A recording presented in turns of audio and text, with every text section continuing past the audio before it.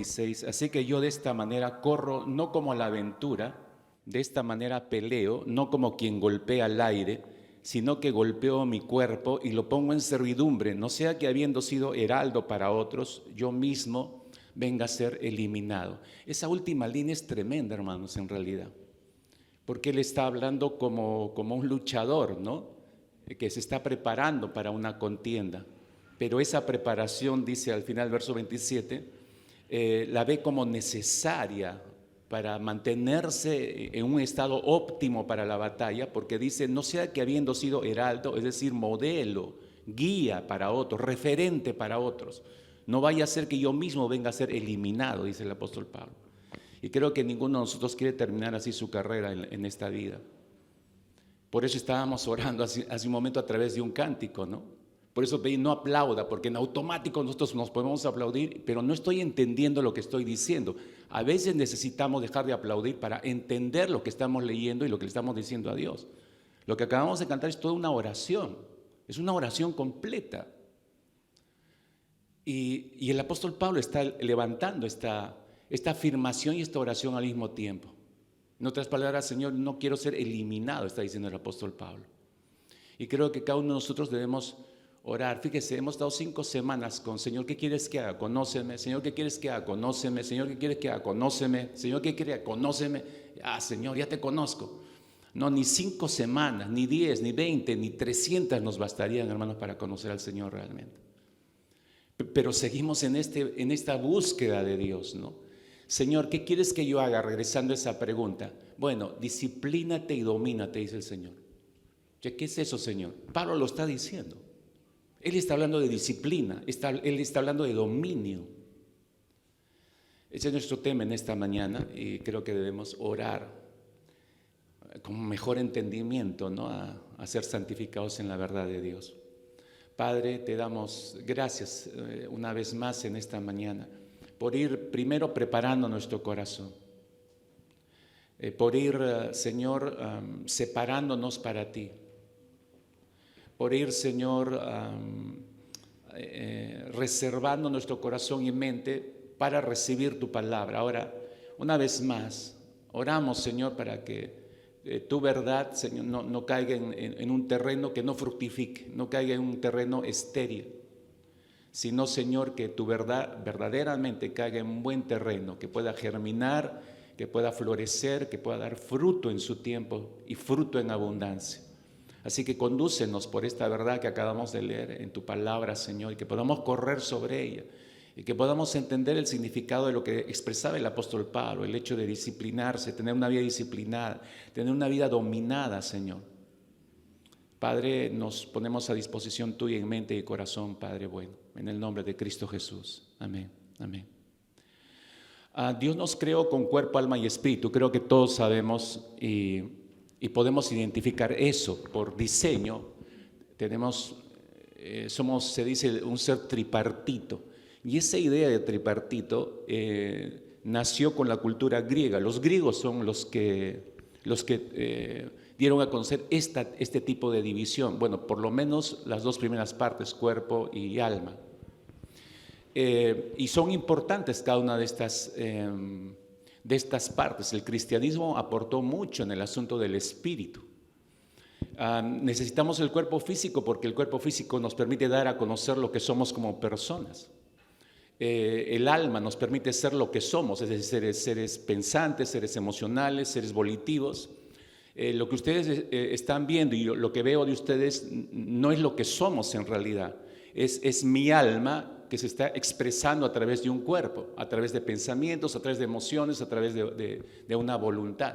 Lo que somos en realidad no es el cuerpo externo, lo que somos en realidad en esencia es nuestra alma. Por eso es importante el alma.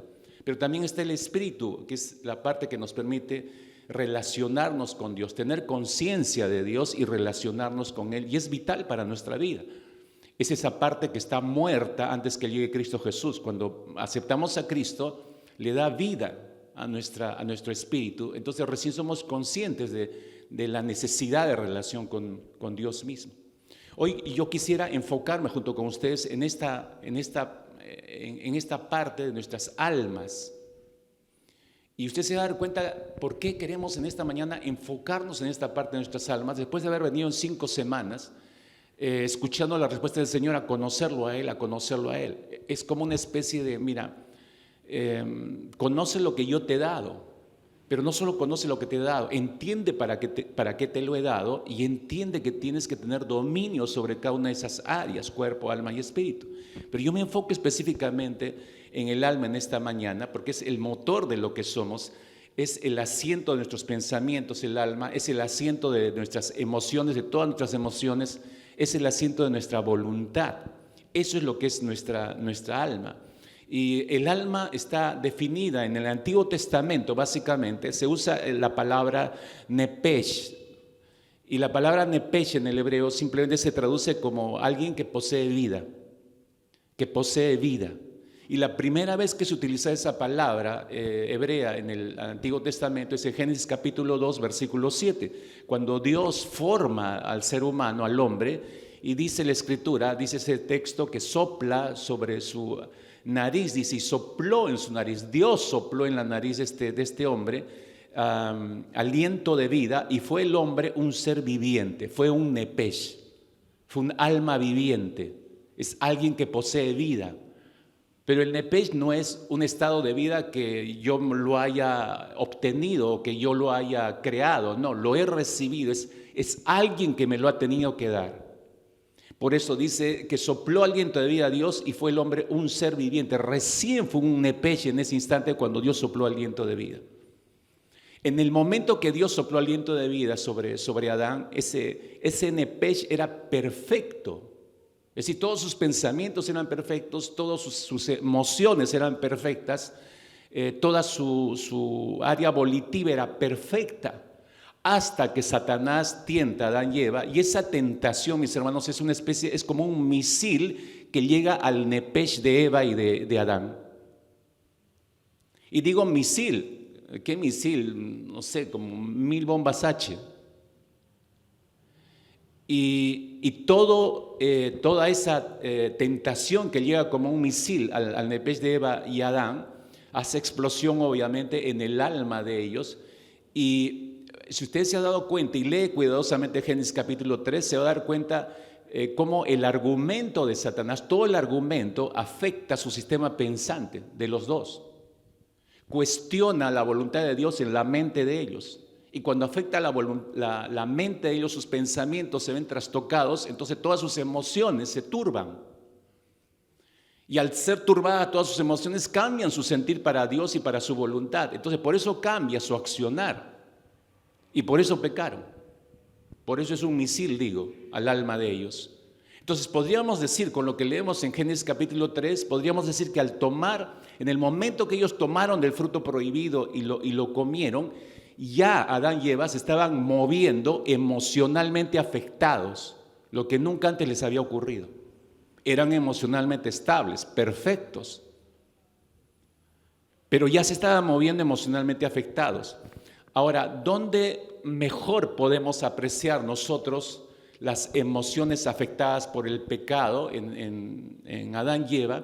Cuando leemos en Génesis capítulo 3, versículo 8 específicamente, hablando de ese momento después de haber transgredido la voluntad del Señor y haber comido del fruto prohibido, el versículo 8 del capítulo 3 de Génesis dice que ambos oyeron la voz de Jehová que se paseaba en el huerto, y eso no era algo recién que lo percibían. Todos los días ocurría eso. Y ellos dialogaban, conversaban, interaccionaban con Dios. Pero este versículo 8, hay el decor tienes que bajarle, Carlitos. Gracias. Pero dice que lo escuchan al Señor y el hombre y su mujer, dice, se escondieron de la presencia de Jehová entre los árboles. Nunca antes había ocurrido eso. Había una relación muy libre, muy abierta entre ambos. Pero de pronto ellos, usted se da cuenta, dice que toman una acción voluntariamente totalmente anormal hasta ese momento. Esconderse de la presencia del Señor. Esa reacción volitiva de Adán y Eva ya nos confirman su cambio de sentir para con Dios. Ya nos muestran que no está bien su sentir, ¿no? Con el Señor. Entonces, al cambiar su sentir, entonces su voluntad se mueve en otra dirección. Y por eso se ocultan. El misil de Satanás, ¿qué es lo que quebró? Quebró la fe de Adán y Eva, la fe en la voluntad de Dios. Por eso decía que afectó su mente y al trastocar sus pensamientos, esto fue en contra del pensamiento de Dios, la voluntad de Dios. Entonces afectó su fe en la voluntad de Dios. Entonces afectó su forma de pensar, quebró su amor por Dios y por su palabra, es decir, afectó su área emocional. Y al mismo tiempo cambió la dirección de su voluntad, afectó su área volitiva, como decía hace un instante. Y eso es lo que siempre hace Satanás, mis hermanos. Esto es lo que siempre ha hecho, esto es lo que sigue haciendo y esto es lo que va a seguir haciendo. Por eso es importante identificar este proceso de ataque, que no ha cambiado, que puede agregarle uno que otro elemento, que puede moverse con términos más contemporáneos, Satanás, pero es el mismo sistema, siempre va a atacar nuestro sistema pensante en primer lugar para cuestionar la verdad de Dios. Apenas usted escucha la palabra de Dios, ya está trabajando, cuestionándole en su mente, le aseguro. Cómo utilizar todo eso para llevarlo en contra de la misión de Dios, porque nosotros no amamos a Dios como Adán y Eva lo amaban antes de la caída, es decir, el amor de ellos era perfecto hacia Dios. Nosotros, generación caída, no nacemos con un amor perfecto hacia Dios, entonces no podemos esperar que haya una obediencia perfecta a Dios, porque no la hay. Y esa es una realidad que tenemos que darnos cuenta en la batalla, aún contra nuestras propias emociones y para tomar las riendas de nuestras propias emociones. Y eso es porque Dios tuvo que enfatizar, esa fue la razón por la que el Señor enfatizó a la nación de Israel primero, y luego el Señor Jesucristo lo hizo con sus propios discípulos. ¿Recuerdan cuando tomó todos los mandamientos y los comprimió en dos? Mateo capítulo 22, versículo 37, ¿no? El primero, ¿cuál era? Amarás al Señor tu Dios con todo tu corazón, con toda tu alma y con toda tu mente. Miren lo que está diciendo el Señor Jesucristo. Amar a Dios con todo tu corazón, con toda tu alma, con toda tu mente. Es decir, prácticamente estaba diciendo con todo lo que eres, con todo lo que piensas, con todo lo que sientes, con toda tu área volitiva, todo eso tiene que amar al Señor. Ama a Dios y su palabra primero es lo que estaba diciendo el Señor. Ama a Dios primero y todo el resto de tu vida se va a alinear en esa dirección. Si amamos correctamente al Señor con todo lo que somos, todas las áreas de nuestra vida se alinean en esa dirección. Y ese amor no es un me siento bonito para con Dios o siento algo bonito para con Dios, sino es un amor práctico. ¿Por qué? Porque reconocemos que amar la persona de Dios, vuelvo a los mensajes anteriores, amar la persona de Dios significa amar su voluntad, porque es persona y voluntad. Pero amar la persona de Dios y amar su voluntad es amar la misión, porque Dios es la misión. No se pueden disociar ninguna de esas partes. El Señor es Él y su voluntad, y hablar de Dios es hablar de la misión de Dios. Entonces Jesús está diciendo, amas con todo lo que eres al Señor, bueno, amas su voluntad, amas la misión. Eso estaba diciendo. Todas estas consideraciones en estos principios bíblicos, mis hermanos, nos llevan a reflexionar seriamente en nuestra área emocional. En estos tiempos, venida a menos, hermanos, después de 2 años de pandemia, de encierros, ha producido, ya no sé qué adjetivo utilizar, hermanos.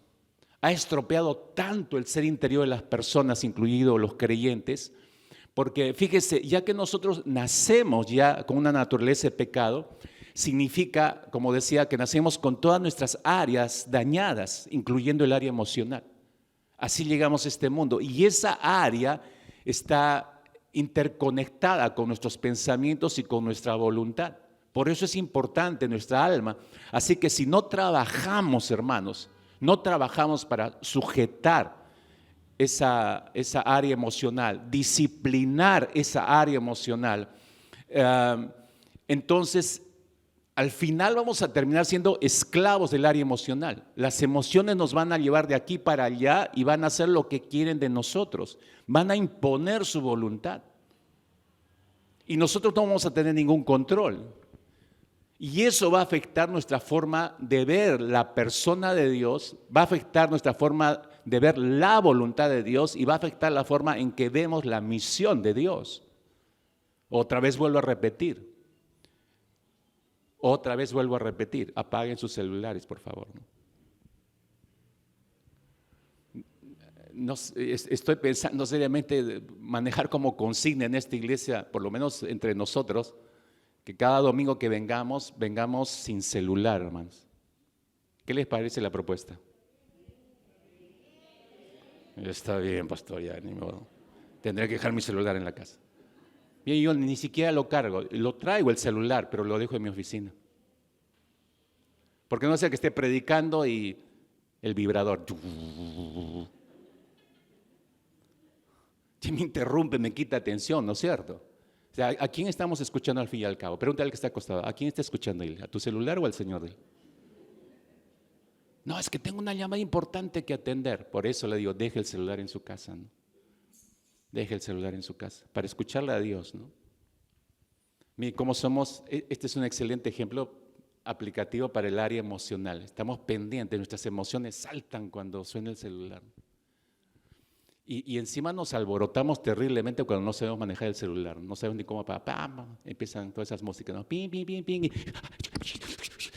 Y como si, al último, no, ya. Silencio. No, nos restan, hermanos. Miren, decía yo, nos afecta nuestra forma de ver a Dios, afecta nuestra forma de ver la voluntad, afecta la forma de ver la misión de Dios. Regresamos a lo que dije al inicio, por eso es tan importante tomar dominio sobre las emociones, hacer disciplina sobre ella. Conocedor de esa situación delicada, mis hermanos, en sí misma, el apóstol Pablo, él empezó tempranamente, después de su conversión, a trabajar en su área emocional. Ahora, a él le costó años entrar en el dominio, porque llevaba años esclavo de sus emociones. Recuerden que era muy emotivo, montaba en ira rápido, le molestaba algo y volarle la cabeza. Hay que perseguir, permisos para perseguir a fulano de tal, cristianos, hay que bajárselos. Era una persona totalmente dominada por sus emociones. Él tuvo que trabajar tempranamente sobre esa área. Entonces, cuando le entrega su vida a Cristo y le pregunta al Señor, la famosa pregunta en la que estamos girando, Señor, ¿qué quieres que yo haga? Lo que está haciendo Pablo y lo que debemos hacer todos y cada uno de los creyentes es poner bajo riendas de Cristo nuestras emociones, mi mente, mis emociones, mi voluntad, toda mi alma la debo poner en las manos del Señor.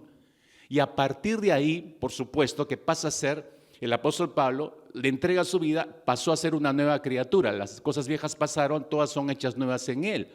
Pero Pablo sabe que tiene una nueva responsabilidad. No es que ahora es nueva criatura y ya no va a tener ningún problema con su área emocional. No, él es totalmente consciente de su naturaleza de pecado. Sabe que Cristo vive en él y sabe que le ha entregado la rienda de su vida, pero sabe que tiene que trabajar y hacer disciplinas personales en su área emocional, y él empezó a trabajar para eso. Debe trabajar para llevar cautivo todo pensamiento a la obediencia a Cristo Jesús. Eso no lo aprendió de la noche a la mañana, tuvo que ensayarlo todos los días de su vida. Y sabe perfectamente Pablo que debe llevar cautiva toda emoción bajo el gobierno de Cristo y su palabra. Sabe que debe llevar toda decisión volitiva bajo el dominio de Cristo Jesús. Él entendió eso perfectamente para que su rol en la misión de Dios no se vea interrumpida ni frenada. Esa era la razón. No era solamente hacer disciplinas para me voy a controlar, para no agredir y no matar a nadie. No, tenía que haber un propósito mayor que ese. Y el propósito mayor de entrar y de hacer nosotros disciplinas y dominio de nuestras áreas emocionales tiene que ver con la misión de Dios, hermanos. Toda nuestra vida tiene que ser reenfocada en la misión de Dios, para que no sea interrumpida ni frenada. Nuestras emociones, hermanos, nos llevan de aquí para allá. Seamos honestos, ¿cómo lo ha manejado usted sus propias emociones durante muchos años? ¿Y cómo lo puede estar manejando en estos tiempos aún? A pesar que venga a la iglesia, a pesar que tenga años de bautizado o bautizada, a pesar que esté sirviendo en un área de la congregación. No, hermanos. Somos esclavos de nuestras emociones.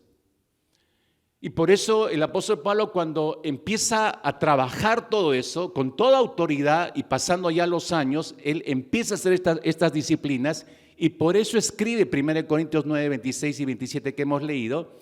Y por eso él no es que llegue a esta conclusión, va aprendiendo en el camino, en la carrera de su vida con el Señor, va aprendiendo esto. Y por eso usa esa ilustración. Yo de esta manera corro, dijo.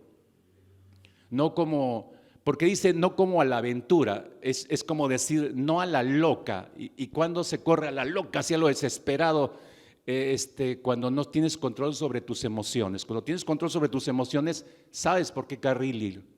Todo el mundo puede estar ya todo desesperado, pero tú estás consciente de lo que estás haciendo, estás en control de tus emociones, no te emocionas demasiado para no perder el carril, o como los corredores, uno no se puede entusiasmar. El corredor de 100 metros planos tiene que tener un control tremendo sobre sus emociones, si usted no sabía. Porque no es que está ahí respirando adrenalina, ¡pah!, el disparo, y sale como desesperado. Esa actitud emocional puede quemar sus energías. Entonces él entrena desde su mente y luego lo dirige a todo su cuerpo. Entonces tiene que estar totalmente mesurado, respirando al ritmo correcto, el disparo, y sin ninguna emoción sale corriendo, en el dominio de todas sus emociones. No se guía porque, ay, me empiezo a desesperar y angustiar porque me está ganando las emociones. No, fríamente tiene que hacerlo incluso. Dominio de emociones. Por eso dice el apóstol Pablo, yo no corro como loco a la aventura, de esta manera peleo, no como quien golpea al aire, ¿no? Últimamente ha visto estas peleas entre escolares, ¿no? Sobre todo a mí me sorprende, ¿no? Chiquillas, ¿no? Que se agarran de los pelos. Cierran los ojos y se agarran los pelos, ¿no? No saben dónde está, pero ahí están lanzando la patada y no le agarra ni una, ¿no? Eso es al aire, bro. Y Pablo dice, yo no peleo así, sino que golpeo mi cuerpo, y empieza a hablar de él. Está hablando de disciplinas, golpeo mi cuerpo, lo pongo en servidumbre. ¿Cómo es eso de golpeo mi cuerpo y lo pongo en servidumbre? Bueno, lo que el apóstol Pablo estaba diciendo prácticamente estaba diciendo esto, mis hermanos, capte que es útil para nosotros. Vivo con mucha disciplina, está diciendo, vivo con mucha disciplina y trato de dominarme a mí mismo. Pues si anuncio a otros la buena noticia, no quiero que al final Dios me descalifique a mí.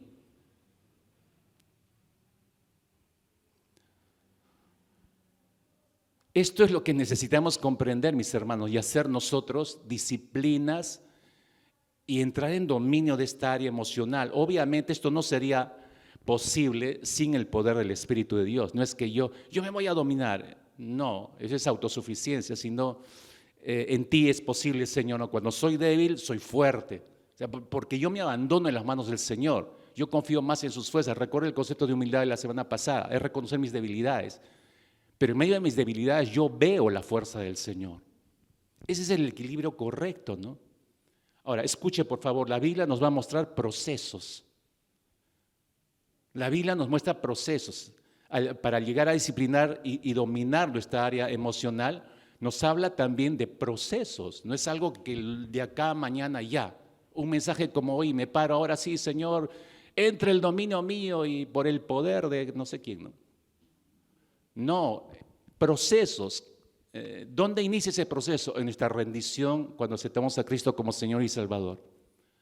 Lo que sigue a continuación de eso es un proceso de aprendizaje que nos toma toda la vida. Aprender a amar al Señor día a día. Aprender a confiar en el Señor día a día. Aprender a obedecer su voluntad día a día. Aprender a sostener mi rol en la misión fielmente día a día. Es un proceso de aprendizaje, mis hermanos. Permítame mostrarles este proceso de vida de llegar a ser disciplinas y dominio sobre esta área emocional, pero también permítanme al mostrarles cómo es este proceso, ustedes puedan observar los peligros de no madurar a través de ese proceso de dominio y disciplina sobre esta área emocional, porque si no lo hacemos hay peligros, hay riesgos para nosotros y sobre todo déjenme mostrarles cómo es que afecta terriblemente nuestro rol en la misión de Dios, el no tener dominio sobre nuestras emociones. ¿Cómo afecta nuestro rol en la misión de Dios? Ahora, con este propósito déjenme usar 3 vidas, las 3 vidas de 3 salmistas diferentes, obviamente en el libro de los Salmos. Si usted no sabía, el libro de los Salmos no lo escribió totalmente, todos los salmos no fueron escritos por David, fueron escritos por diversos salmistas. Yo voy a tomar 3 vidas para mostrarte este proceso.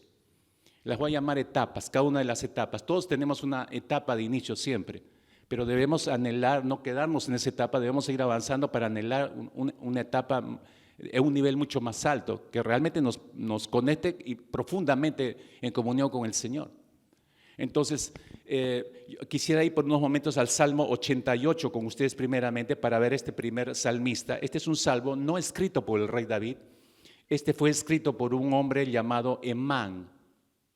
Y es el único salmo que este hombre escribió. Y Emán nos muestra esta primera etapa por la cual todos los creyentes, así empezamos usted y yo. Todos empezamos. El punto es nunca quedarnos en esa etapa, en la etapa de Emán. Espero que no haya ningún Emán en esta mañana aquí presente. O que no haya ninguna, ¿cómo es el femenino? Emana. Medio raro suena, ¿no? Que nadie se haya quedado en esa etapa. Entonces, por unos instantes vamos a concentrarnos en el Salmo 88, que lo escribió, como ustedes dicen ahí en la cabecera, dice cántico, salmo para los hijos de Coré, al músico principal para cantar sobre Mahalat, masquil de Emán Israelita, el autor. Que era un masquil, para entender lo que estamos leyendo acá. Masquil es una palabra hebrea que simplemente se traduce como estar atento, inteligente, reflexivo. Entonces, este salmo es un cántico, podríamos decir, es un cántico de instrucción, instructivo. Pero eso es lo que más me asombra, hermano, cuando se dé cuenta del contenido. Entonces, ¿y quién era Emán? ¿Quién era Emán? Era un salmista, era músico, era cantor. Pero lo más sorprendente es que Emán era nieto del gran profeta Samuel. Samuel tuvo 2 hijos, el mayor se llamó Joel y el segundo se llamó Abías. Y Emán era hijo de Joel, su papá fue Joel, era nieto del profeta Samuel. Pero vamos a darnos cuenta de algo, mis hermanos, que no porque tenga un gran abuelo cristiano a todo dar o un padre cristiano a todo dar, significa que yo como nieto salga igual. Eso no se hereda, mis hermanos, eso se trabaja. Ese es un asunto de relación que hay que madurar con el Señor. No es que yo nací, mis padres son cristianos y yo en automático voy a ser un buen cristiano. No necesariamente, hermanos. Bueno, este es el caso. El salmista Emán fue hijo de Joel, ¿no? Hijo de Samuel. Fue músico, fue cantor principal. Dicen las escrituras, a aquellos que les gusta así, a ver, verificar mismos verianos. Primera de Crónicas, capítulo 25, versos 5 y 6. Usted puede ver ahí que el hombre, Dios lo bendijo tanto que tuvo 14 hijos varones. 14 hijos varones y 3 hijas mujeres. ¿Cuánto es eso? 17, hermano. 17. ¿Cuántos quieren tener 17 hijos acá? Los jóvenes que están acá a punto de casarse. Carlitos, ¿cuántos quieres tener? No, el otro Carlitos. 17 hijos. Algunos están que se mueren con uno nada más, no con 2. Ya, por favor, Señor, ven pronto, ya están, ¿no? Ahora imagínense con 17 hijos encima. Pero mire, este hombre a todos sus hijos les enseñó a tocar un instrumento y les enseñó canto. Y a todos ellos los incluyó en el coro del tabernáculo de reunión, en la adoración. O sea, está lindo el cuadro, ¿no? O sea, papá, hijos e hijas servían al Señor, adorando al Señor, en el coro de la congregación de Israel. Ese es un trabajo que deberían hacer los papás, ¿no? Pero no todos los padres hacen eso, ¿no? Pero no era el papá perfecto, obviamente. Todas estas bendiciones sobre la vida de Emán pudieron haber hecho pensar a Emán que él estaba exento de todo sufrimiento, pero fue tan lindo, es uno de los cantores, está ministrando al Señor, 17 hijos, qué bendición. La Biblia dice que los hijos son bendición de Jehová, tengo yo 17 bendiciones. Y a todos les enseñó a tocar instrumentos, y a todos están cantando, y todos están ministrando conmigo. ¿Qué papá no quiere eso? ¿Qué padre no quiere eso? Entonces quizás él pensó en algún momento que le va a ir bien siempre, ¿no? Pero no es así. Como a todos nosotros también le llegó el momento de una crisis, y de una crisis muy fuerte. Todas las crisis nos afectan mentalmente, emocionalmente y volitivamente. Mis hermanos, todos los que hemos recibido a Cristo Jesús como Señor y Salvador, empezamos siempre con esa impresión de Emán. Por eso decía yo, Emán es la primera etapa de nuestra vida. Todos empezamos con esa impresión, porque aceptamos a Cristo, conocemos la verdadera paz por un lado. Y sabemos, y leemos, y escuchamos, todos tus pecados han sido perdonados, y todo lo arrojó en lo profundo del mar, y nunca se acordará de ellos. Y yo me emociono de eso. Gracias, Señor. Y por fin pude experimentar esa paz que nunca he tenido. Mi vida enredada de muchos años, de pronto veo cómo el Señor le empieza a ordenar, ¿no? Y de pronto soy consciente por la palabra que ahora soy hijo de Dios. Ya no soy enemigo de Dios, ahora soy un hijo de Dios. Ya no soy más contrario a Dios. Entonces empezamos a ver toda nuestra vida por esa experiencia y preveemos y vemos por delante de nosotros un gran futuro lleno de bendiciones, lleno de paz. Porque todo eso nos trae paz y gozo. Entonces nos da la impresión que siempre va a ser nuestra vida cristiana así. Pero mientras vamos avanzando en la vida cristiana y mientras vamos estudiando la palabra, vamos descubriendo que Jesús dijo, en el mundo tendréis aflicción. Entonces, brum, como que se me cayó un pedazo. ¿Cómo que en el mundo tendrá aflicción? Pero todo debe ir muy bien, entregarlo a la vida a Cristo Jesús. En el mundo tendréis aflicción, dijo Jesús. Pero no me quedo ahí, sigo leyendo. Y el Señor prometió, pero confíen en mí porque yo he vencido al mundo. Allá como que me devuelve otra vez. Allá sí, estamos bien ahí, ¿no? Estamos bien ahí. Pero vamos conociendo, ¿no? Que a través de las enseñanzas de Jesús, que no siempre va a ir todo color de rosa, que no todo va a ir lleno de bendición.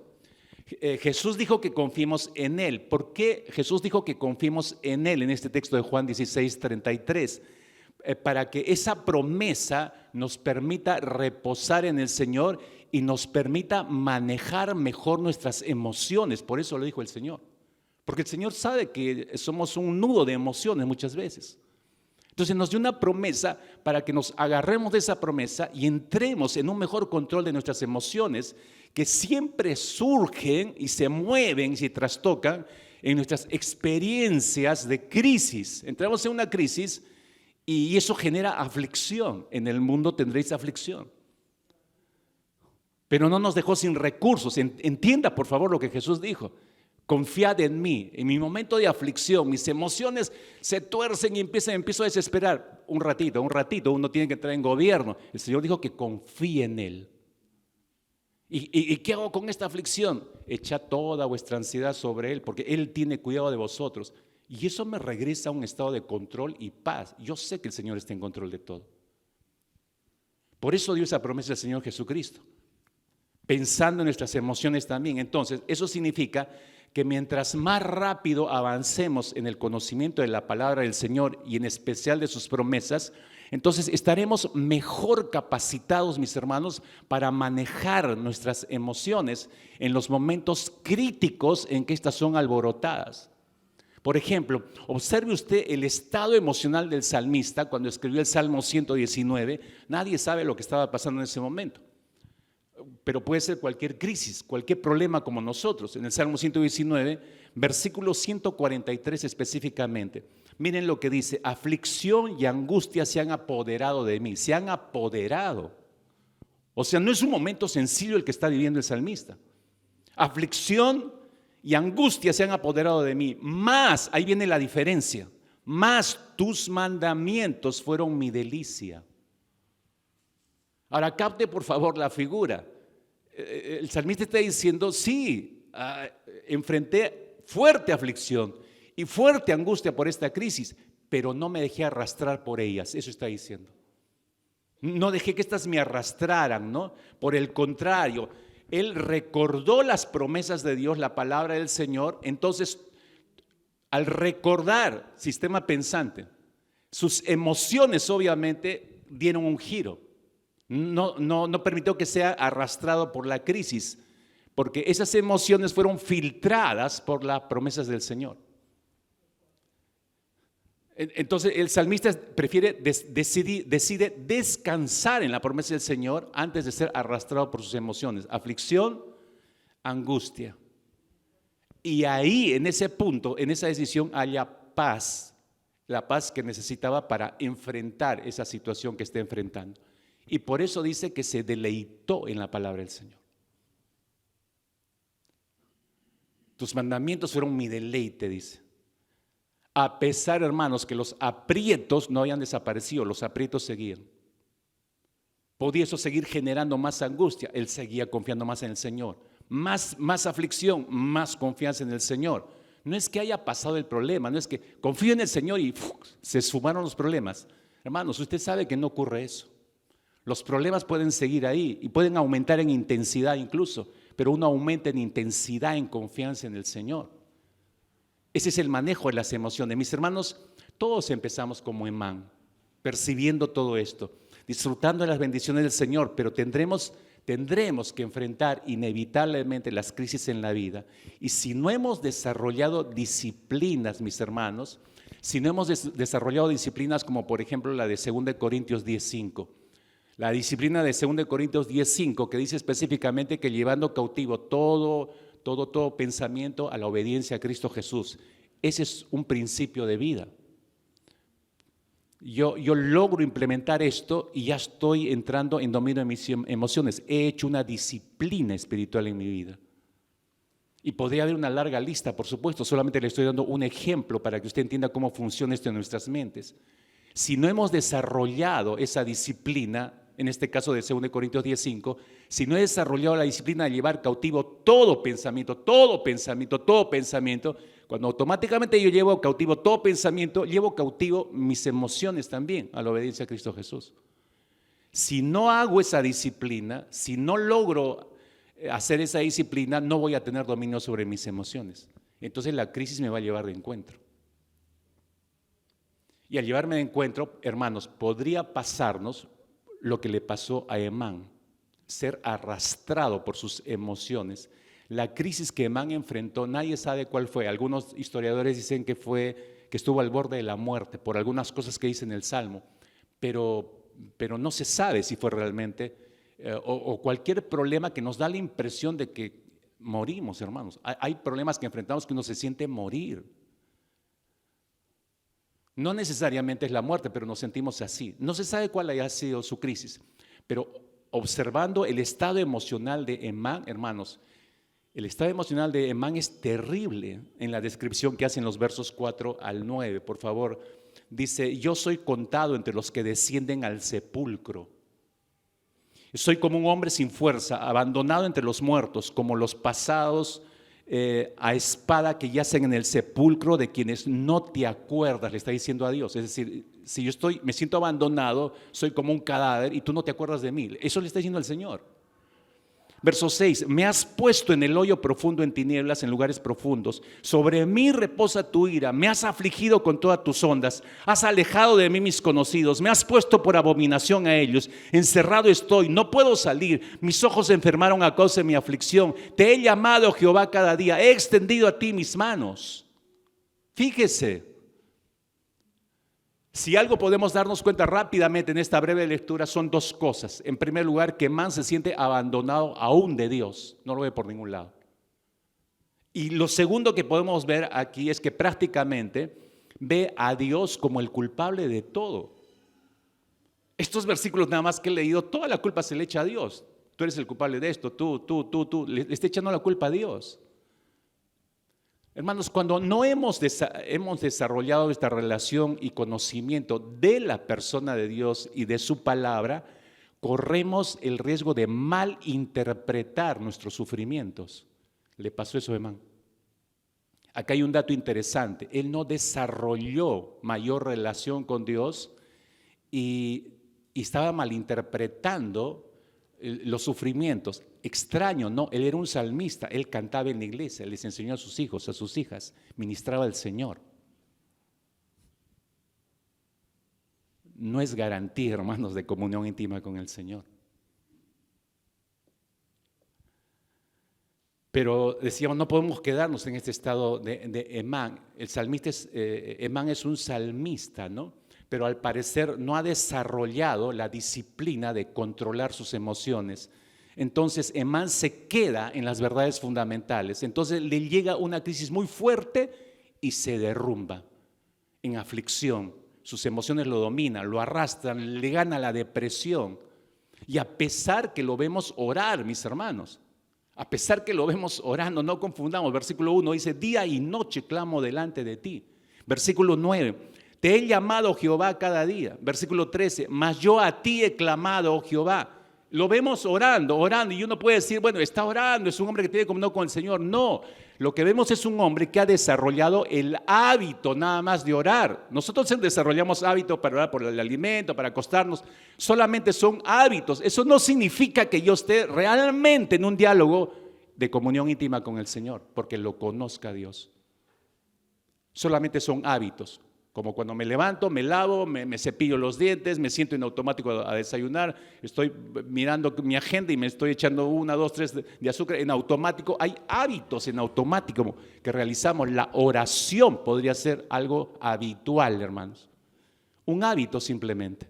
Es lo que vemos acá en este salmista. Sin embargo, se sigue dejando arrastrar por la crisis emocional. Eso es lo interesante en el Salmo. Verso 14, fíjese. ¿Por qué, oh Jehová, desechas mi alma? ¿Por qué escondes de mí tu rostro? Impresiones que está teniendo el salmista. Verso 16, sobre mí han pasado tus iras, me oprimen tus terrores. ¿Cuántos de ustedes se han sentido así o se están sintiendo? Verso 18, has alejado de mí al amigo y al compañero y a mis conocidos has puesto en tinieblas. Hermanos, este salmista está en la lona. Este cantor en el tabernáculo está en el piso.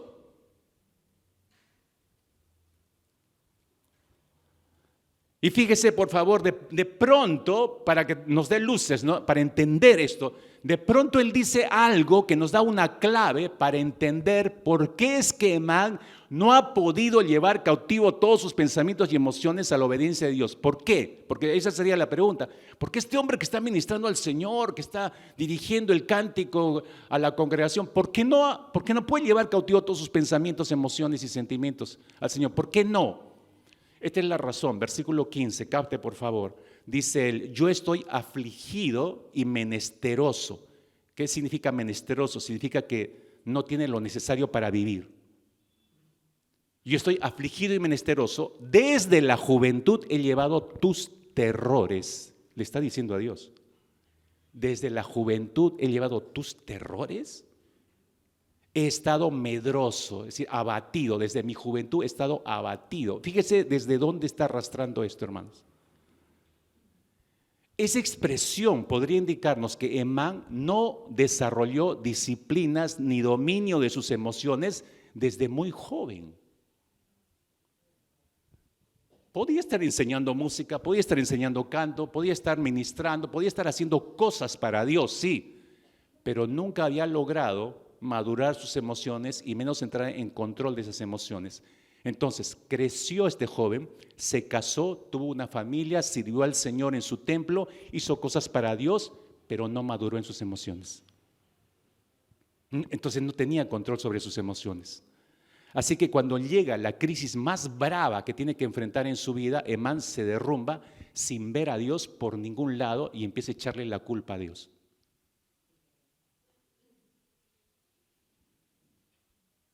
Lo peor de todo, mis hermanos, lo peor de todo es que Emán tenía una misión de Dios y era conducir a la nación de Israel a la adoración al Señor.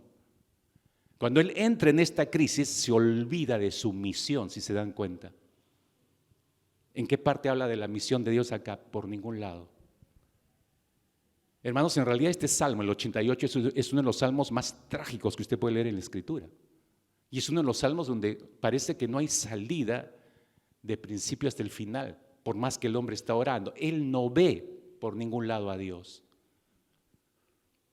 No habla nada de la misión. Habla de sus sufrimientos, le echa la culpa a Dios, pero no habla nada de la misión de Dios, la perdió de vista. No sabemos, mis hermanos, en la historia cómo terminó Emán. Solo sabemos que es el único salmo que este hombre escribió, que dejó escrito.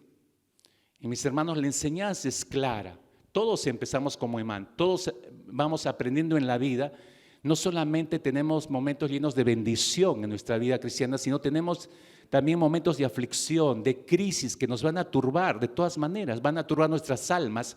Nadie se va a librar de esto, pero eso es importantísimo, saber que debo desarrollar disciplinas y dominio sobre mis emociones, porque solamente así podremos manejar, enfrentar correctamente las situaciones complejas de todos los días que tenemos que enfrentar. No hay otra manera, mis hermanos, y solamente así podremos tomar rienda de nuestras emociones para que no nos saque por la tangente de nuestro rol en la misión de Dios.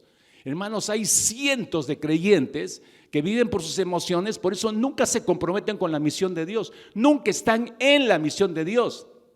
Siempre están alborotados por varias cosas, y el trabajo, el estudio, que los hijos, que la de acá, el cónyuge y esto y lo otro, y la empresa, y correteando de acá para allá emocionalmente, pero nunca se comprometen con el Señor, porque no tienen dominio sobre las emociones. Cuando leemos, esto es importante, hermanos, hay creyentes que tienen que enfrentar, y lo pongo en esta situación extrema, mis hermanos, porque necesitamos pensar para no terminar como Emán. Nosotros podemos enfrentar y manejar correctamente una diversa gama de situaciones complejas en la vida, ¿no? Y tenemos que tomar en consideración que vamos a sufrir, y vamos a sufrir probablemente en algunos casos durante muchos años.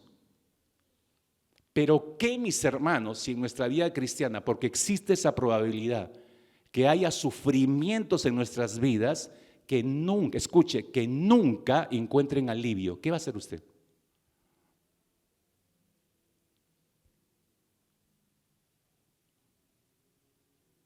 Puede haber una enfermedad que le dure toda la vida, como a Pablo. Por favor, Señor, quítamelo. Nada. Por favor, Señor, quítamelo. Nada. Por favor, Señor, quítamelo. Bástate mi gracia. Y la tuvo que llevar Pablo. Emocionalmente la tuvo que cargar el resto de sus días. ¿Qué va a pasar, mi hermano o hermana, si tiene que enfrentar un sufrimiento que le dure toda la vida? Si no entra en dominio de sus emociones, eso no lo va a poder sobrellevar. Se lo va a llevar de encuentro. Y escuche, y nunca va a poder entrar a cumplir con su responsabilidad en la misión de Dios, porque siempre estará pensando en usted y en su mal. Creyentes como los de Hebreos capítulo 11 verso 39, cuando leemos este texto es desafiante, mis hermanos, dice: y todos estos, aunque alcanzaron buen testimonio mediante la fe, no recibieron lo prometido. No recibieron lo prometido. Esos hermanos sufrieron lo indecible por su fe. Y sabían que Dios era por ellos, y tenían promesas de parte del Señor, pero nunca las vieron efectivizarse en sus vidas. ¿Se desesperaron? No, murieron en fe, por eso son héroes de la fe, por eso están en esa lista. ¿Por qué? Porque aprendieron a dominar sus emociones, enfrentaron sus aflicciones en el dominio de sus emociones. Por eso no cayeron en desesperación, mis hermanos, o en depresión como muchos. No podemos quedarnos en Emán, hermanos. No podemos quedarnos en Emán. Tenemos que avanzar. La siguiente etapa es la etapa de Asaf. Espero que usted y yo hayamos avanzado, espero como mínimo a esa etapa. ¿Quién fue Asaf? Y voy con ustedes a un salmo que él escribió, el Salmo 71, uno de los tantos salmos que escribió Asaf. Se le atribuyen 12 salmos de su autoría. Él sirvió también como cantor principal. Salomón lo nombró el cantor principal en el tabernáculo, y luego en el templo, cuando ya trasladaron el arca, él siguió en sus funciones. Y trabajaba con Emán también. O sea, había como 3 dirigentes principales. Asaf era uno, Emán era el segundo, y Etán había un tercero. O sea, al parecer eran los principales en la dirección de adoración al Señor. Pero tenía ese honor de ser el cantor principal. Pero a Asaf, como cualquiera de nosotros, le llega una crisis. Igual que a Emán, igual que a usted, igual que a mí, le llega esta crisis en su relación personal, ¿no? Tiene que enfrentar una de las crisis más fuertes en su vida. Ahora, él no está en el nivel de Emán, por eso hablamos del nivel de Asaf. Tenemos que avanzar hasta Asaf. La crisis de algunos de ustedes, en este preciso momento que están escuchando este mensaje, puede parecerse mucho a la crisis de Asaf. ¿A qué me refiero? ¿A qué crisis se enfrentó Asaf? Crisis en su fe. La fe de Asaf entró en crisis. Este salmista se está enfrentando con la posibilidad de que su fe en el Señor se le venga abajo. Y de hecho que se estaba empezando a deslizar. Todo aquello en lo que él había confiado en anterioridad, todo aquello en lo que creía con respecto a Dios, todo aquello en que había perseverado, él de pronto ve cómo se le empieza a venir abajo, se le empieza a desgranar. Y le da la impresión a Asaf de que llega un momento en que, igual que Emán, por unos momentos, como que no entiende lo que está ocurriendo y como que Dios como que se desentiende de lo que le está pasando. Pero eso fue solo un momento para él. Él sabe que corre el riesgo de que no va a tardar de perder todo aquello en lo que creyó. Y es por eso que, fíjense cómo empieza en los 2 primeros versículos. Dice: en ti, oh Jehová, me he refugiado, no sea yo avergonzado jamás. Socórreme, líbrame en tu justicia, inclina tu oído y sálvame. ¿No?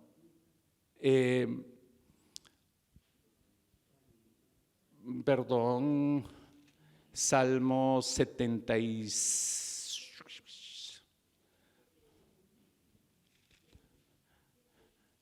No, ese es el último salmo que vamos a ver usted y yo. Salmo 77.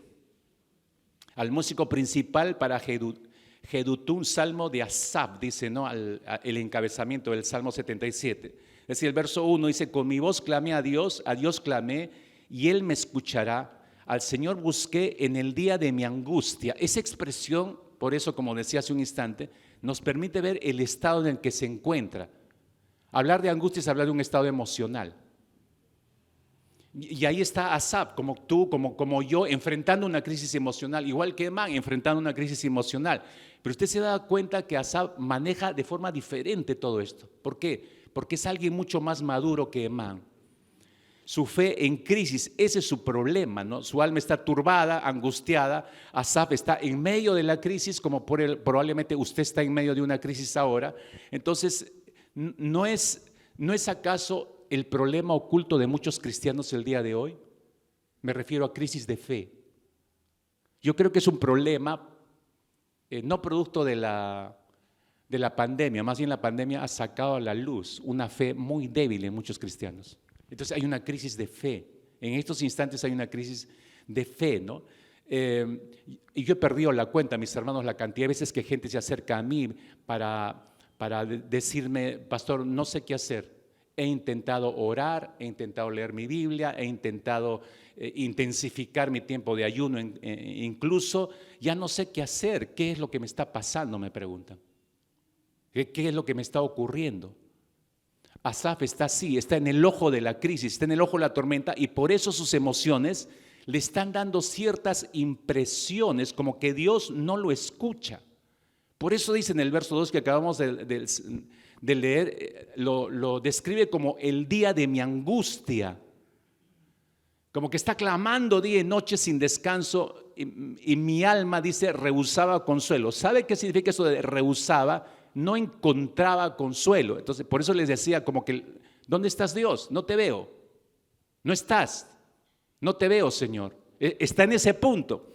Y eso precisamente lleva a su alma, emocionalmente hablando, a desfallecer. Observe usted cómo va avanzando esa crisis en su corazón. Versículo 3. Me acordaba de Dios y me conmovía, es decir, lloraba, gemía. Está alterado emocionalmente. Me quejaba, desmayaba mi espíritu. Verso 4. Estaba yo quebrado, no hablaba. Incluso, fíjese, Asaf dice en el verso 6: me acordaba de mis cánticos de noche, meditaba en mi corazón y mi espíritu inquiría. Pero Asaf no veía resultados. A pesar de todo lo que estamos leyendo, él no veía resultados. Su estado de crisis emocional lo sigue arrastrando a dudar de Dios. Versículo 7. ¿Desechará el Señor para siempre y no volverá más a hacernos propicio? Versículo 8, ha cesado para siempre su misericordia, se ha acabado perpetuamente su promesa, ha olvidado Dios el tener misericordia, ha encerrado con ira sus piedades. ¿Ha entrado usted en esos cuestionamientos de su fe? Ya no solo ha perdido de vista a Dios, sino que está dudando como Asaf de Dios. Ahora fíjese, todo este proceso emocional lo está frenando Asaf en la misión que Dios le ha encomendado. Lo está paralizando como a muchos. Porque le está pasando lo mismo que Emán. Pero, viene el pero, Asaf está aprendiendo que aunque Dios no responde, hermano, anote esto porque esta es una lección para todos nosotros, para no malinterpretar a Dios, para aprender a conocerlo mejor. Asaf está aprendiendo que aunque Dios no responda, no significa ese silencio que no está oyendo o que no sabe lo que está ocurriendo. Asaf está aprendiendo. Asaf está aprendiendo que aunque su estado emocional le dice, Dios no te hace caso, Dios no te responde, sus convicciones de fe en su interior le están gritando, Dios es el mismo ayer, hoy y por todos los siglos, sigue siendo el mismo, está ahí. Entonces observemos cómo funciona, hermanos, cómo funciona una mente que no se ha quedado en la etapa de Emán. Usted ve en Asaf, esta es una mente diferente a la de Emán. Esta no es una mente que no ha sido adiestrada, que no ha hecho disciplinas de dominio, que no entra en dominio de sus emociones. No, esta es una mente que realmente ha desarrollado disciplinas.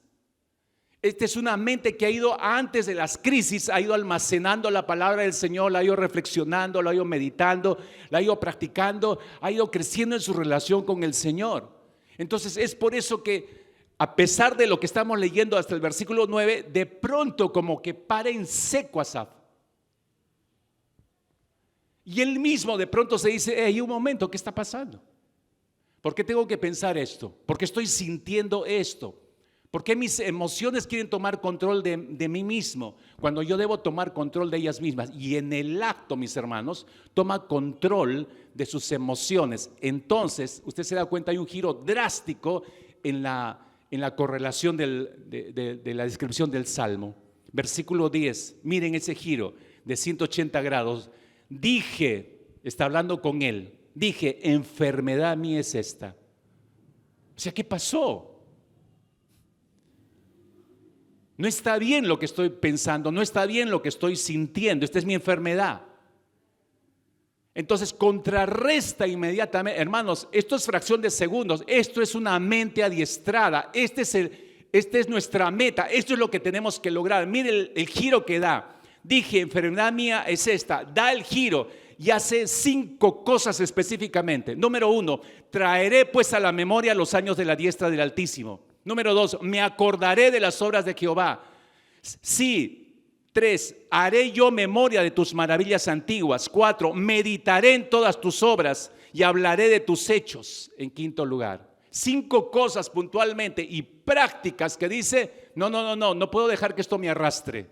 E inmediatamente empieza a llevar la contraria a este estado emocional en crisis. ¿Se da cuenta cómo reacciona Asaf en manera totalmente distinta a Emán? Él no se deja arrastrar por la emoción. Identifica la crisis, la contrarresta en el acto. Asaf no se queda en el lamento, no se queda en la duda, no se queda llorando la situación, sino que toma cautivo sus pensamientos e inmediatamente los lleva a la obediencia del Señor. Toma cautiva sus emociones y las enfila de frente hacia Dios. Paró la crisis, hermanos. Cambia su manera de pensar, cambia su manera de ver las cosas, cambia su manera de sentir. Sus emociones están bajo su control.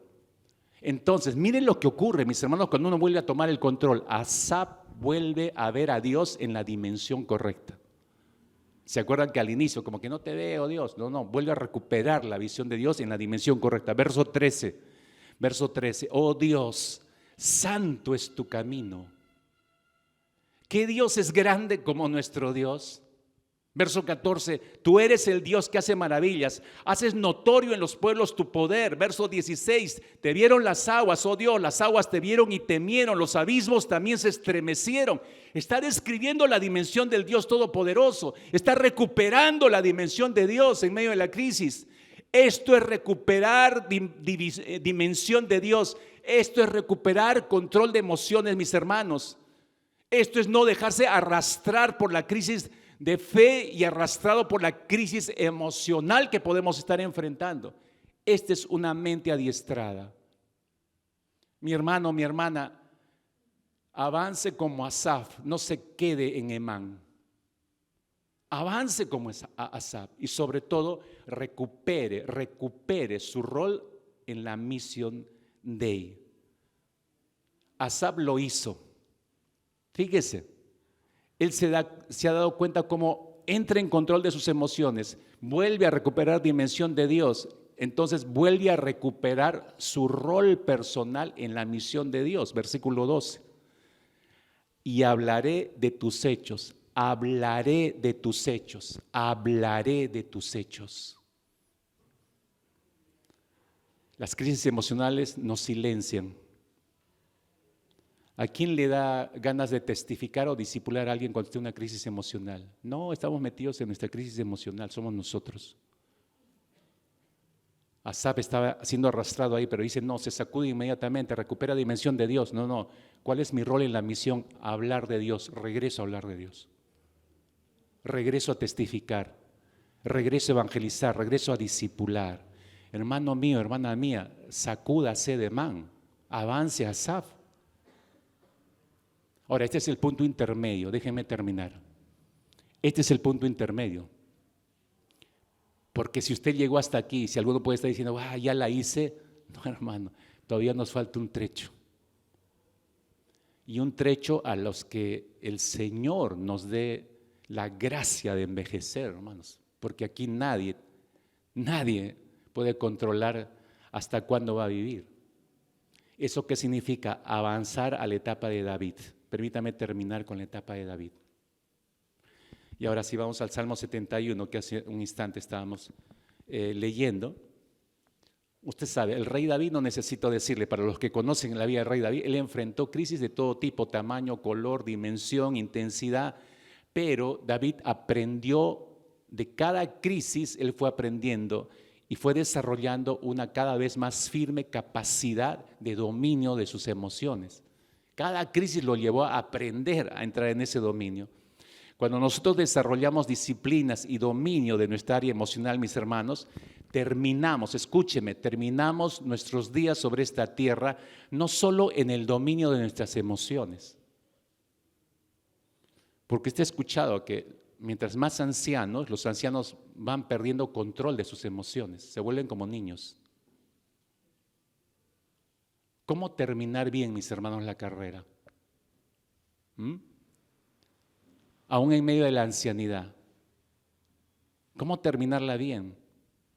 No es solamente llegar a ancianos tomando control sobre las emociones, sino es no perder de vista mi rol en la misión de Dios. Con todo el respeto de las canas que tienen todos nuestros hermanos mayores aquí en la congregación. No sé quién les hizo creer, mis hermanos, o de dónde sacamos que los ancianos ya no tienen que cumplir ninguna responsabilidad en la misión de Dios. No sé de dónde sacamos eso, porque eso no es cierto a la luz de las Escrituras. No muestra eso las Escrituras. Fíjese, el apóstol Pablo dicen los historiadores que él murió martirizado más o menos entre la edad de los 62 y 68 años. Más o menos en ese rango, entre 62 y 68 años. Entonces, cuando ya empezaba su ancianidad. Entonces, cuando Pablo discernió que se acercaba ya a su fin, escribe una de sus últimas cartas a Timoteo, 2 Timoteo, capítulo 4, versículo 7, y le dice, he peleado la buena batalla, he acabado la carrera, he guardado la fe. Hermanos, así se termina. Esa debe ser nuestra ancianidad, de todos los que Dios nos dé ancianidad. aprendamos, mis queridos hermanos ancianos, aprendamos que así se termina la vida. No en nuestros cuarteles de invierno, eso nos hizo creer la sociedad.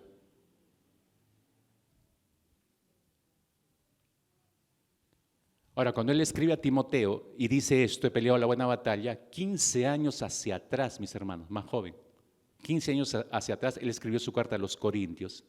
Y en esa carta a los Corintios, hace un instante leíamos 1 Corintios 9:27, él ya dijo, golpeo mi cuerpo y lo pongo en servidumbre. 15 años después está escribiendo esto a Timoteo, he peleado la buena batalla. ¿Sabe qué significa eso, mis hermanos? Que él a través de los años aprendió a hacer disciplinas para entrar en dominio de todas sus áreas, en especial del área emocional. De tal manera, mis hermanos, que ya entrado en su ancianidad, hermanos, escuchen por favor los hermanos mayores, no termina Pablo, no termina sus días lamentándose de nada. No termina con emociones descontroladas, no termina con tristezas por lo que hizo y no hizo, no termina con depresión, con sentimientos de abandono, con sentimientos de culpa, como muchos ancianos terminan. No hice esto, no hice aquello, ay, ¿por qué no hice aquello? Ay, ya no tengo fuerzas. Ay. No termina así el apóstol Pablo, sino termina diciendo, he peleado la buena batalla, he acabado la carrera, he guardado la fe. Es decir, ¿sabe lo que está diciendo Pablo? Está diciendo, estoy terminando mi rol en la misión de Dios a la cual fui asignado y la estoy terminando hasta el final. Sé mi responsabilidad, está diciendo Pablo. En la misma medida que Pablo terminó sus días el rey David, el cual creen que él murió entre a los 70, entre los 70 y 75 años. Ese es el rango que mencionan los historiadores que murió el rey David. Entonces, un poco más viejo que el apóstol Pablo murió. Pero nos dejó un registro de senda de sus pisadas para seguir ¿dónde? En el Salmo 71. Esto ya no es Emán, es seguir creciendo y desarrollando, es llegar a Asaf, sí, pero no contentarse en Asaf, es alcanzar el nivel de David. Ahí en el Salmo 71 es curiosamente una oración que sale de la pluma del rey David, ya entrado en su ancianidad. Como dijo Charles Spurgeon, dijo acerca de este salmo, tenemos aquí la oración del creyente anciano que en santa confianza de fe, fortalecido por una larga y notable experiencia, suplica contra sus enemigos y pide más bendición para sí mismo. Se da cuenta, mis hermanos, que las crisis no respetan ni las canas. Los problemas no respetan ni las canas, siempre van a estar presentes en nuestra vida. Observe usted cómo este anciano, David, está terminando sus días con muchos enemigos. Ahora, no necesariamente hablamos de enemigos de carne y hueso, pueden ser una serie de problemas que tengamos que enfrentar aún en nuestra ancianidad, pero ahí están. Pero se da cuenta que David no se deja arrastrar como Emán. Usted lee este salmo y se va a dar cuenta que este anciano ha crecido tanto en su relación con Dios que ve por encima de todas las crisis juntas, ve al inmenso Dios en favor de él. Sígame por favor, versículo 1. En ti me he refugiado. En ti, cuando dice en ti me he refugiado, obviamente me he refugiado en tu palabra también. Me he refugiado. Versículo 3, porque tú eres mi roca y mi fortaleza. Versículo 6, en ti he sido sustentado desde el vientre. ¿Se da cuenta cómo ve a Dios como su sustentador? A diferencia de Emán, recuerdan cuando leímos en el Salmo 88, en el versículo 15, desde la juventud he llevado tus terrores. Miren cómo está viendo a Dios Emán, como un generador de terrores. Pero David no está viéndose a Dios, lo ve como el sustentador de toda su vida. Son formas diferentes de ver a Dios. Porque David aprendió a hacer disciplinas, a diferencia de Emán. Lo que está viviendo el anciano David no es un problema cualquiera que tiene solución inmediata, no es un pequeño problema, no, es una gran crisis. Porque fíjense en el versículo, es una gran ola que tiene que enfrentar. Verso 4 habla de enemigos perversos y violentos. En el versículo 10, fíjese, habla de enemigos que acechan su alma y lo persiguen.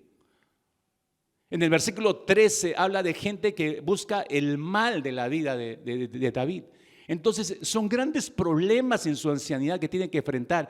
Este anciano, hermanos míos, escuchen, podría haber terminado su vida en medio de quejas, en medio de lamentos, en medio de tristezas, en medio de reclamos, buscando a alguien que le ayude porque ya es viejo, ya no tiene fuerzas para pelear por él mismo. Entonces buscar cubrirse con alguien, que otros le den una mano. Pero no ocurre curiosamente eso con David. ¿Dónde está depositando su confianza él? En el Señor. Verso 9, no me deseches en el tiempo de la vejez, cuando mi fuerza se acabare, no me desampares. Miren con quién está hablando, con el Señor. Este anciano no está retirándose a sus cuarteles de invierno, lamentándose, quejándose de su vida, quejándose de su situación.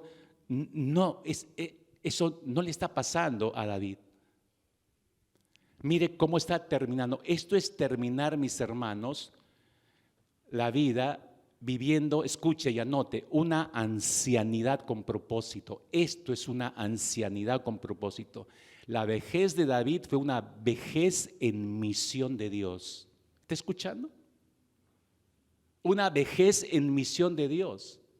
¿Por qué digo esto? Fíjese, y termino con esto. Verso 15. Mi boca publicará tu justicia y tus hechos de salvación todo el día. Publicará, mis hermanos. Eso es estar ocupado de la misión de Dios. Este anciano, este viejo está ocupado en la misión de él, a pesar de todo lo que le está pasando, porque está confiando en el Señor. Verso 18. Aún en la vejez y en las canas, oh Dios, no me desampares, hasta que anuncie tu poder a la posteridad y tu potencia a todos los que han de venir. Ese texto es precioso, hermanos. Recuerden, está hablando un viejo. ¿Sabe lo que está diciendo acá? Él está diciendo: Dios mío, no me abandones aun cuando ya esté yo viejo y canoso, pues aún tengo que hablar de tu poder a esta generación y a las futuras. Señor, déjame seguir cumpliendo mi rol en tu gran misión. Eso está diciendo David. ¿Cuántos viejos terminan así?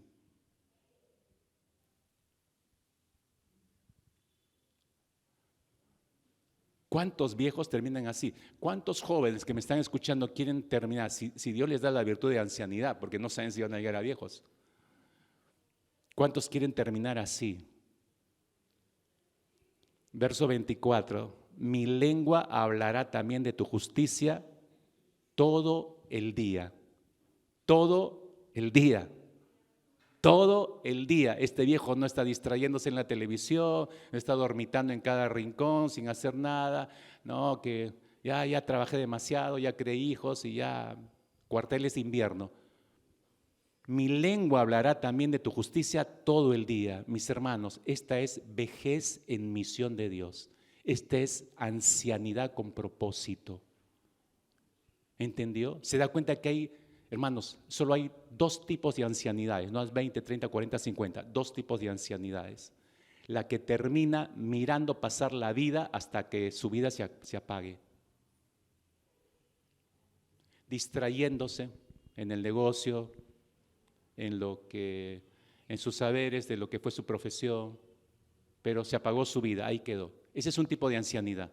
El otro tipo de ancianidad, y en eso mirando a ver pasar, ver siendo atormentado por los recuerdos, ¿no? Lamentando sus errores, sus pecados pasados, etcétera, etcétera, todo un tormento de emociones interior. Ese es un tipo de ancianidad.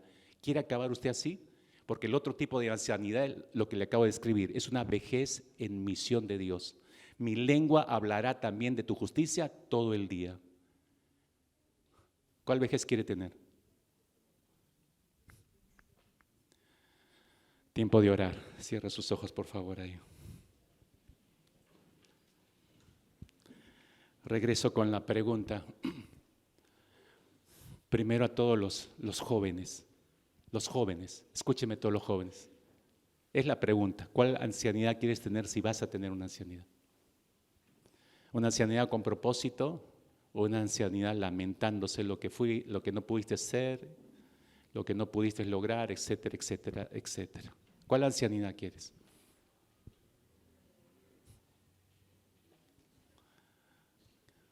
¿Quieres terminar como Emán o quieres terminar como David? Entonces, si tienes, no, hice la pregunta a los jóvenes, no a los ancianos todavía, a los jóvenes. Bueno, perdón, pastor, por favor, sería anciana, pero me siento joven, está bien, perdón. Pero los jóvenes, yo sé que es, quizás para algunos jóvenes es temprano, se ven toda la vida por delante. Jóvenes míos, nada garantiza que vayan a seguir el curso de su juventud, podría terminarse así de rápido. Por eso tienes que tomar la decisión ahora, para empezar a trabajar para tu ancianidad, si es que Dios te la da. Todos los jóvenes que quieran terminar como David, ahí con tus ojos cerrados, por favor, todos estamos orando, ponte de pie ahí en tu lugar. Todos los jóvenes que quieran terminar como David, que no quieran terminar como Emán, jóvenes nada más. Ok. Déjenos orar por ustedes ahora. Pero quiero sumar ahora sí a los ancianos.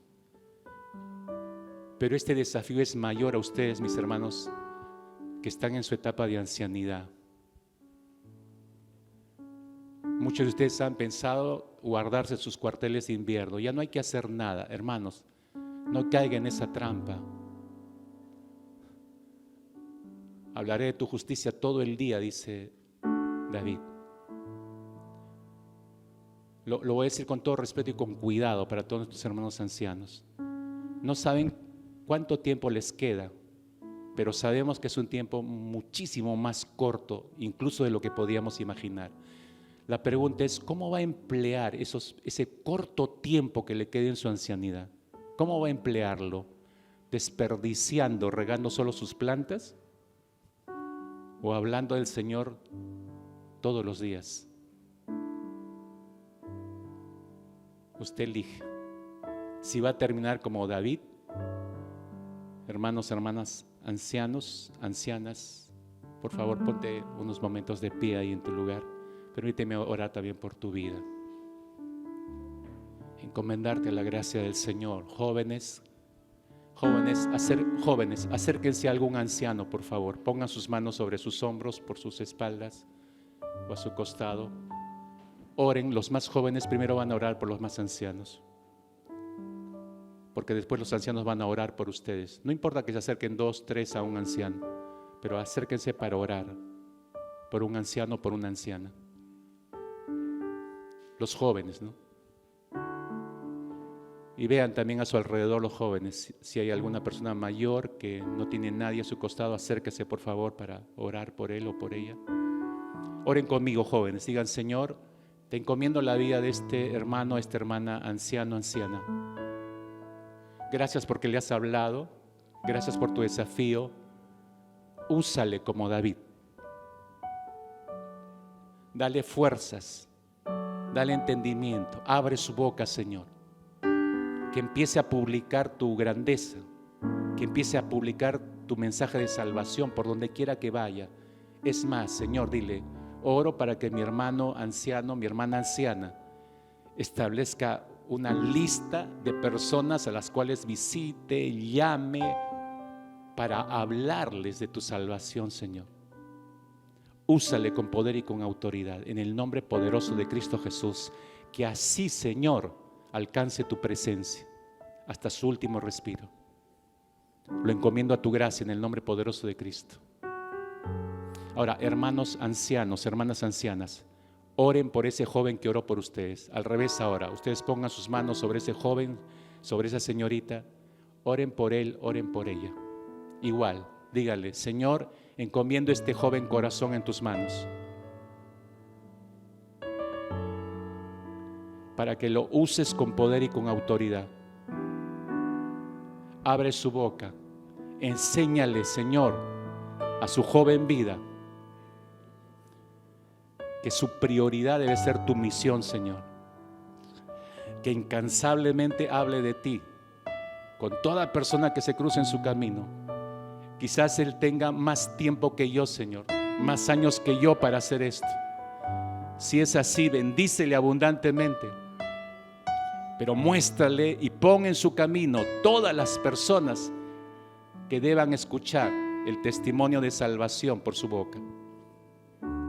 En el nombre poderoso de Cristo Jesús, dale sabiduría para acabar sus días Si es en una ancianidad, que sea una ancianidad con propósito. En el nombre de Cristo Jesús. Amén. Amén. Amén. Ahí dale tu mano para evitar el abrazo y anímale. Bueno, empieza, dile, empieza. De eso se trata la vida en misión, mis hermanos. No tiene que ver nada con la edad, tiene que ver con la fidelidad. ¿Correcto? Ahora, permítame orar por usted, encomendarlo al Señor en esta semana que empieza, que de verdad el Señor le use. Padre, te damos gracias por tu palabra como iglesia. Al salir de este lugar, permíteme, Señor, encomendar la vida, la familia de cada uno de los presentes. Que sea tu gracia acompañándoles, guiándoles.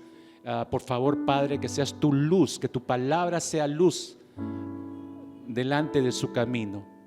Llévales, Señor, a hablar con precisión acerca de tu evangelio. Muéstrale las personas a las que deben, Señor, visitar, buscar probablemente para hablarles de ti. Señor, revélate a sus corazones, sosténles por tu gracia, en el nombre precioso de Cristo Jesús. Amén.